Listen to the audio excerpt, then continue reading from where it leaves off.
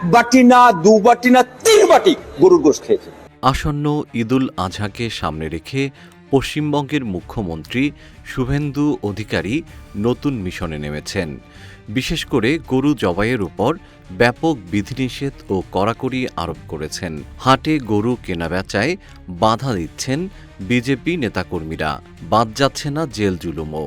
এই উত্তেজনার মধ্যেই নতুন উত্তাপ ছড়াচ্ছে শুভেন্দু অধিকারীর গোপন এক ভুরিভোজের ভিডিও।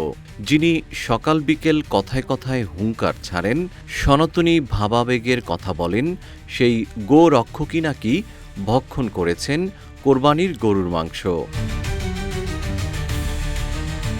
জীবন অবাক না করলে কে করবে? 28% মিল্ক ফ্যাটের অবাক করার সাথে ফ্রেশ মিল্ক পাউডার। জীবন অবাক করুক প্রতিদিন। সামাজিক যোগাযোগ মাধ্যমে সম্প্রতি একটি ভিডিও ঝড়ের গতিতে ভাইরাল হয়েছে, যেখানে দেখা যাচ্ছে ক্যামেরার আড়ালে টেবিল আলো করে বসেছেন স্বয়ং শুভেন্দুবাবু, মুখে এক অদ্ভুত তৃপ্তির হাসি, আর তার সামনে একে একে পরিবেশন করা হচ্ছে গরম গরম গরুর মাংসের বাটি।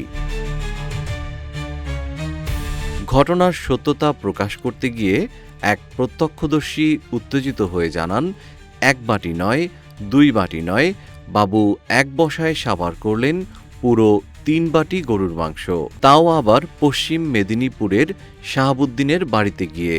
এখানেই শেষ নয়, রাতের জন্য টিফিন ক্যারিয়ারে করে পার্সেলও নিয়ে গেছেন।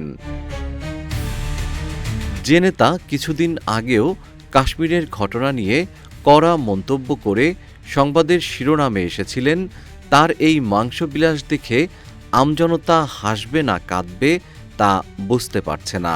নেটিজেনরা ট্রোল করে বলছেন, মুখে যতই থাক মুসলিম বিদ্বেষ, পেটে কিন্তু কোরবানির মাংসের প্রতি রয়েছে অগাধ ভালোবাসা।